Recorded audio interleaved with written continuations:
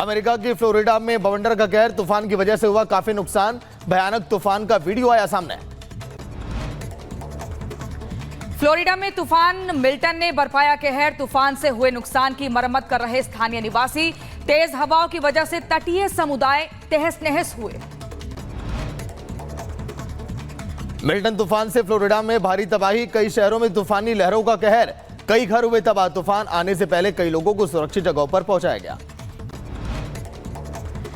America में तूफान Milton ने ली 10 लोगों की जान, लाखों लोगों के घरों की बिजली गुल हुई। वेनिस बीच पर भारी नुकसान हुआ। फ्लोरिडा में तूफान मिल्टन को लेकर अलर्ट मोड पर सरकार। क्लियर वाटर में एक अपार्टमेंट को कराया गया खाली। तूफान की वजह से पानी बढ़ने के बाद लिया गया फैसला। लेबनान से तेल अवीव में ड्रोन हमला, तेल अवीव के हर्जलिया में एक इमारत पर हमला हुआ, किसी के घायल होने की सूचना नहीं। लेबनान के बालबेक में इजरायली सेना का ताबड़तोड़ हमला, देर रात इजरायली सैनिकों ने हिजबुल्लाह के गढ़ बालबेक पर हवाई हमला किया।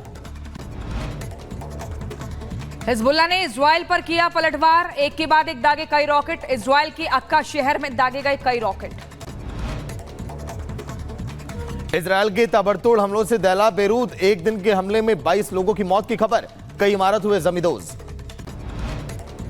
बेरूत में घातक इजरायली हवाई हमलों के बाद बचाव और सफाई अभियान जारी। बेरूत में 2 क्षेत्रों में हुए इजरायली हवाई हमलों में 120 से ज्यादा लोगों के घायल होने की खबर। मिडिल ईस्ट में तनाव के बीच रूसी राष्ट्रपति पुतिन और ईरान के राष्ट्रपति पेजेश्कियान की मुलाकात, ताजा हालात पर हुई चर्चा। लेबनान ने की सीज फायर की अपील, इजरायल बयान, बंधकों की वापसी, एक नहीं बैठेंगे चुप। अमेरिका में दिखा अद्भुत नजारा, कई रंगों में नजर आया आसमान। आपको बता दें, नो आर्टिफिशियल लाइट्स की वजह से दिखी नेचर की सुंदर तस्वीरें। दक्षिणी अमेरिकी देश चिली में भयानक आग का तांडव, चर्च में लगी भीषण आग। सूचना के बाद मौके पर पहुंची फायर ब्रिगेड की टीम, कड़ी मशक्कत के बाद आग पर पाया गया काबू। अमेरिका के शिकागो में एक मालगाड़ी में लूटपाट। आपको बता दें, मालवाहक ट्रेन में तोड़फोड़ के बाद सामान चुराकर भागे लोग, करीब 150 लोगों ने लूटपाट की घटना को अंजाम दिया। बांग्लादेश में दुर्गा पूजा पंडाल पर पेट्रोल बम से किया गया हमला, धमाके की आवाज सुनी गई। घटनास्थल पर अफरा तफरी का माहौल, दुर्गा पूजा से पहले की धमकियां ये दी गई थी। दुर्गा पूजा पंडाल पर हमले को लेकर हिंदू समाज में भारी आक्रोश, हजारों की संख्या में सड़कों पर उतरे हिंदू, अपराधियों को सजा देने की मांग की गई।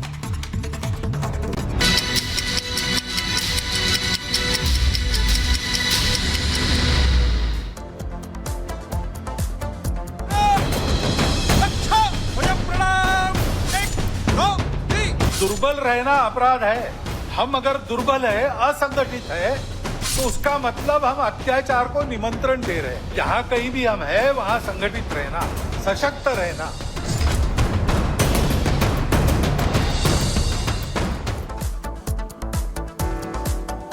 तो चलिए फिलहाल एक बड़ी खबर, विजयदशमी पर संघ प्रमुख मोहन भागवत का बयान सामने आया, जिन्होंने कहा कि इस समय हिंदुस्तान में कई ताकतें बढ़ने लगी हैं। बड़ी खबर फिलहाल आपकी टीवी स्क्रीन पर। उन्होंने जिक्र किया बांग्लादेश का भी। विजयदशमी पर संघ प्रमुख मोहन भागवत का बयान सामने आया, जिन्होंने आज के दिन बंगाल में आरजीकर अस्पताल में हुई घटना का भी जिक्र किया। विजयदशमी पर संघ प्रमुख भागवत का बयान सामने आया। आज के दिन उन्होंने बयान में हिंदुस्तान में लगातार जो कट्टरपंथी ताकतें बढ़ने लगी हैं, उसका भी जिक्र किया है। देश में कुछ कट्टरवादी ताकतें बढ़ी, भागवत ने कहा।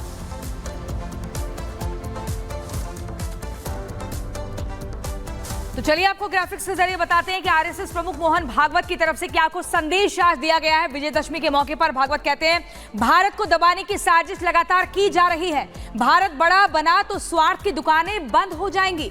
कुछ देश उत्पाद की साजिश करते हैं, उनको समझना होगा।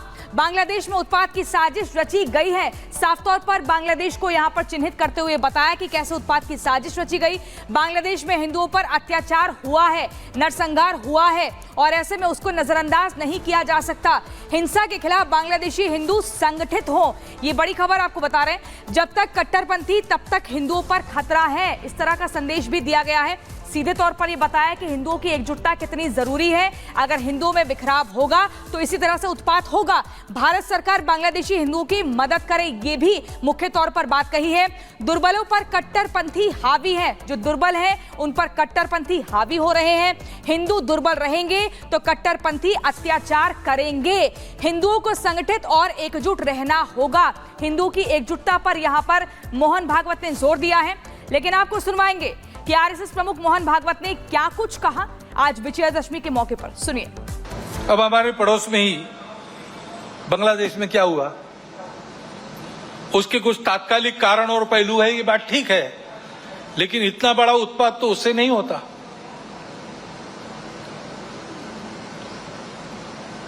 वो कारण उनकी चर्चा जिनका विषय है वो करें, परंतु दो बातें ध्यान में आती है। पहली बात है कि उस उत्पात के कारण वहां के हिंदू समाज पर जो अत्याचार बार बार होते हैं, उस परंपरा को फिर से दोहराया गया।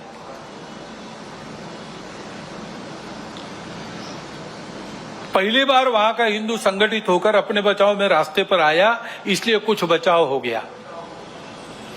परंतु कहीं कोई गड़बड़ हो, दुर्बलों पर अपना गुस्सा निकालने की ये जो कट्टरपन की प्रवृत्ति है, वो प्रवृत्ति जब तक वहां विद्यमान है तब तक वहां की हिंदू क्या, वहां के सभी अल्पसंख्यक उनके सर पे खतरे की तलवार लटकी रहेंगी। उनको आवश्यकता है मदद की। विश्व भर के हिंदुओं की, भारत के सरकार की सहायता उनको मिले, ये उनकी आवश्यकता है। परंतु इससे ये ध्यान में आता है, और ये ध्यान में आना चाहिए, हिंदू समाज के भी ध्यान में आना चाहिए कि दुर्बल रहना अपराध है। हम अगर दुर्बल है, असंगठित है, तो उसका मतलब हम अत्याचार को निमंत्रण दे रहे हैं। निमित्त कुछ नहीं चाहिए, हम दुर्बल है, यह निमित्त पर्याप्त है। और इसलिए जहां कहीं भी हम हैं, वहां संगठित रहना, सशक्त रहना, किसी से शत्रुता नहीं करना, हिंसक नहीं बनना, योगदान देने वाले बनना, परंतु इसका अर्थ दुर्बल रहना नहीं, अशक्त रहना नहीं। इसको हमको करना ही पड़ेगा। पूज्य बाबा साहब आंबेडकर साहब ने इसी के प्रति हमको सचेत किया था। संविधान समिति ने जब संविधान अर्पण किया, संसद में बाबा साहब के 2 भाषण हुए, उसमें एक में उन्होंने उल्लेख किया है इन बातों को। उन्होंने ग्रामर ऑफ अनार्की, अराजकता का व्याकरण कहा है। अब ये इशारा हमको मिल चुका है, हम लेकिन ऐसा करते हैं। अभी गणेश उत्सव के पथराव विसर्जन के जुलूसों पर हुआ, क्यों हुआ? कोई कारण नहीं था।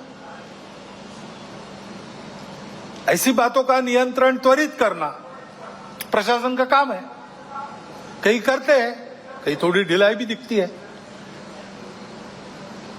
परंतु प्रशासन आते तक तो समाज को भुगतना पड़ता है। तो इसलिए समाज को तैयार रहना चाहिए, सावधान रहना चाहिए, तैयार रहना चाहिए। गुंडागर्दी नहीं चलने देनी है। गुंडागर्दी को किसी का सैंक्शन नहीं है, और गुंडागर्दी किसी की भी हो वो क्षम्य नहीं है। अपना और अपनों का प्राण और चीज वस्तु, इसकी रक्षा करना ये अपना अधिकार है, मूलभूत अधिकार है। बातें प्रशासन को, पुलिस को करनी है, उनको ही करनी देनी चाहिए। उनके आते तक अपने प्राण को बचाना, अपनों के प्राणों को बचाना, ये अपना अधिकार है। उसके लिए समाज को सजग रहना पड़ेगा। सजगता से होगा ही नहीं, हो गया तो सन्नद्ध भी रहना पड़ सकता है। मैं वर्णन सारा किसी को लड़ाने के लिए नहीं कर रहा हूं, डराने के लिए भी नहीं कर रहा हूं। ये परिस्थिति है, दूसरी भी है, अच्छी परिस्थिति भी है, अच्छी बातें भी हो रही।